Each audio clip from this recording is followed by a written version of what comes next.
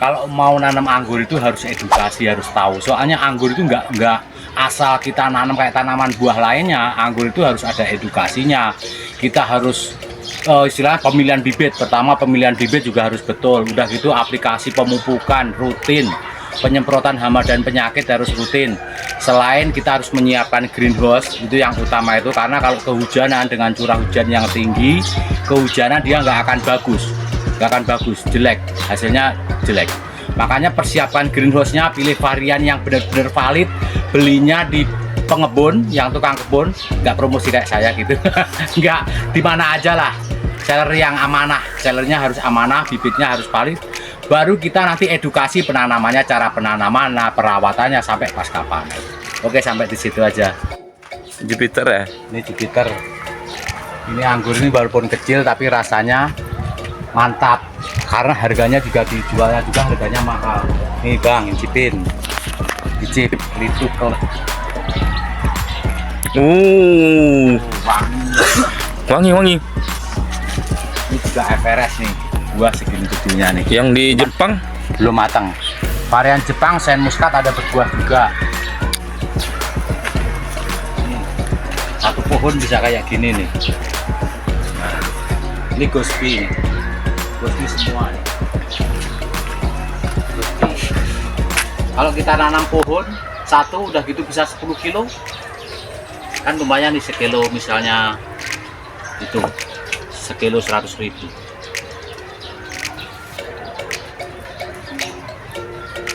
keren ya, cakep nih.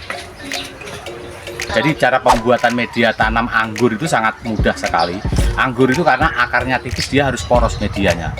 Kalau misalnya tanpa tanah lebih bagus, misalnya pakai tanah juga sekian persen aja perbandingannya gitu. Jadi yang pertama itu ada sekam bakar, sekam mentah, daun bambu, udah gitu sama kotoran hewan. Apa aja kotoran hewan yang tapi yang bagus buat anggur, kambing. Itu kita jadiin satu, udah gitu kita siram sama larutan M4, air sama molase. Itu kalau di toko pertanian udah pada tahu semua itu. Itu disiram semua, disiram agak lembab gitu. Nah, udah gitu kita karungin, kita diamkan ya selama 2 sampai 1 bulan, baru dipakai nanam anggur. Itu nanti insya Allah hasilnya juga kayak gini dari media tanam. Kalau milih bibit, pemilihan bibit itu penting sekali. Soalnya yang menentukan tanaman itu bakal bagus jeleknya itu dari awal itu pemilihan bibit. Bibit itu diusahakan kalau milih bibit itu yang sulur-sulurnya itu tumbuh banyak. Toh ini nanti sulur itu bakal dihilangkan kalau udah ditanam. Jadi terus sudah gitu pertumbuhan ujungnya aktif, dia aktif. Kalau yang lebih aktif lagi dia bengkok, posisinya bengkok, ini lebih aktif. Ujung-ujungnya aktif, udah gitu bebas dari hama dan penyakit. Kalau ini jangan ditiru, ini mah ada penyakitnya gini nih, ada bercak hitam-hitam di ujungnya. Ini ada terserang penyakit. Kita pilih bibitnya yang bagus, baru kita tanam. Kalau kita sudah menyiapkan bibitnya, pemilihan bibit yang bagus, dan media tanam tadi yang sudah kita fermentasi, baru kita siap untuk menanam tanaman anggur tadi. Nah, pertama kita korek, istilahnya kita itu tanahnya kita tanam bibitnya. Udah gitu baru disiram jenuh. Awal penanaman itu penyiraman harus jenuh. Kenapa harus jenuh? Soalnya di media dia harus menyesuaikan dengan media kita yang baru, karena harus siram jenuh. Kalau udah ditanam siram jenuh. Nah, jeda 10 hari kemudian, seminggu sampai 10 hari kemudian baru aplikasi pupuk pertumbuhan, karena dia masa pertumbuhan, namanya masa vegetatif. Masa vegetatif itu kalau yang kita pakai di kebun ini ada NPK 1616, catat, sama KNO 3 merah dari Mutiara, itu dari Merauke produknya. Udah aja itu aplikasi 1 minggu sekali, satu tanaman 10 gram NPK 16, 10 gram KNO 3 merah. Itu kita mix jadi satu dulu. Jadi perbandingannya 1:1 di air 10 liter. Itu bisa buat 2 tanaman, misalnya di pot. Kalau misalnya di grounding di tanah bisa, kalau buat 1 tanaman juga bisa. Jadi itu rutin 1 minggu sekali aplikasi pemupukan itu sampai tanaman kita besar, sampai tinggi, sampai besar. Kalau udah nanti besar, cabang-cabangnya udah bagus, baru pemupukannya diganti sama pupuk pembuahan. Pupuk pembuahan yang kita pakai di sini ada MKP, ada KNO 3 putih, ada boron, karate boron, ada magnesium sulfat. Itu 4 pupuk itu buat aplikasi pupuk pembuahan. selama aplikasi selama seminggu sekali, selama 1 bulan 4 kali, baru kita adakan pruning. Nah, gitu pemupukannya di sini. Tetap produknya tetap pakai yang Merogo. Cara apa namanya, penanaman itu ada 3 pola penanaman. Ada cara pembentukan cabang. Pertama itu ada sistem percabangannya, ada sistem tabbulam pot. Jadi penanaman pola tabbulam pot. Pola tabbulam pot itu contohnya seperti gini. Ini pola tabbulam pot. Jadi dia ditanam di pot. Nanti dengan kondisi ini cabang primer. Nah, ini yang dibelokkan itu udah sekunder. Baru ini ada tersier yang ke atas. Nah, di tersier itu tanaman anggur berbuah di cabang ketiga itu. Kalau misalnya mau sesentralis kayak ini baru kita bikin sesentralis. Nanti kita tanam di situ, ini ada tali, nanti kita tidurin. Primer yang bawah, sekunder yang ditidurin, terus tersiernya nanti ke atas. Itu sistem tralis. Kalau yang sistem para-para seperti yang tadi yang di sana para-para. Tinggi di atas para-para. Pembentukan cabangnya sama. Primer, sekunder, tersier. Primer, sekunder, tersier. Primer, sekunder dilimparin tersier ke atas. Gitu. Nah, nanti kalau udah tersiernya ini udah dirasa udah bagus, warnanya coklat, baru kita pangkas pembuahan. Nah, akhirnya ini contoh kita pangkas nih.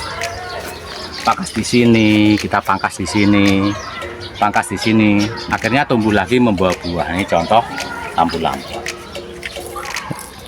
Jadi tentang percabangan pembuahan namanya di cabang tersier itu anggur begini Bang. Anggur itu tumbuh anggur, tanaman anggur itu tumbuh batang, tumbuh daun, dia ada mata bat di sini dan ada tunas air. Ini tunas air. Tunas air tempatnya di tersier itu harus ditiadakan. Dia harus dipotong, dihilangkan tunas airnya. Nah, nanti ini kan tersier nih cabang pembuahan. Nanti dikala dia di pruning, istilahnya misalnya pemupukannya udah 4 kali pupuk pembuahan tadi, baru dipuning.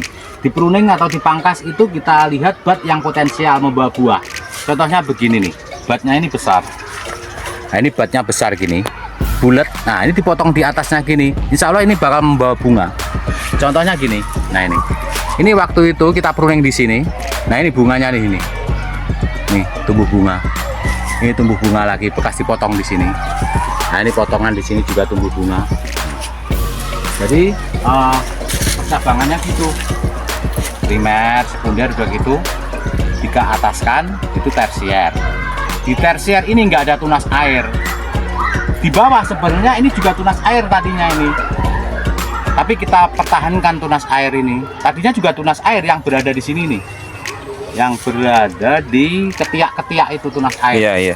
Nah, jadi dikala ketiak tunas airnya itu tumbuh di sekunder, itu dibiarkan karena tunas air itu tadi untuk tersier ini, untuk cabang ketiga, cabang pembuahan. Kecuali nanti kalau udah ada di cabang pembuahan, dia nggak boleh ada tunas air, dihilangkan. Baru nanti pruning, cuma hasilnya mantap. Nah, ke sini, ini salah satu contoh juga. Kalau udah kita pruning di sini nih, kita potong di sini nih. Nah, keluar bunga. Ini keluar bunga-bunga anggur ini. Nah, ini yang udah kita potong. Berarti kalau dia dari sekunder nggak boleh dibuahin ya? Ya sebenarnya bisa aja, anggur itu bisa berbuah di cabang mana aja. Ini cuman menjaga estetiknya aja. Estetikanya kan lebih cakep nih, primer, sekunder, tersier berbuah. Kalau misalnya kita mau membuahkan di primer, buahnya nggak sebanyak kalau kita memelihara tersier yang banyak. Otomatis kan primer kan cuma satu cabangnya. Iya. Kita potong keluar bunga dia. Kan bunganya nggak sebanyak kalau cabang tersier. Nah, itu perbedaannya. Bisa berbuah di mana aja anggur itu. Jadi istilahnya di sekunder juga bisa. Cuman yang nggak sebanyak kalau kita memelihara tersier. Di tersier ya, benar-benar. Ya, tersier itu lebih banyak, lebih bagus. Nah, nanti perawatan gimana cara kita menghasilkan tersier yang bagus itu juga harus ada teknik pemeliharaan juga. Itu ke depan nanti kita ya, ke depannya contohnya tersier yang panjang sekali nanti kita berhentikan di 15 daun atau 1 meter. Kita berhentikan. Kenapa? Supaya tersier yang kecil-kecil menyusul biar rata besarnya gitu. Kalau udah diberhentikan, udah serentak besarnya sama, tersiernya banyak, baru kita pupuk pembuahan. baru sebulan kemudian baru kita panen. Siap. Kalau ini diberdiriin terus, udah gitu setinggi para-paranya, kita belokin, namanya sekunder cabang kedua. Nah, si tunas air yang di sini ini tersier jadinya. Ini tersier ini di atas ini.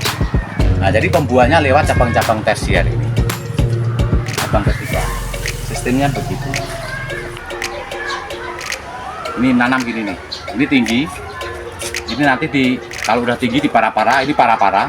Nah, ini nih tunas air ini nih yang nanti bakal tersier itu.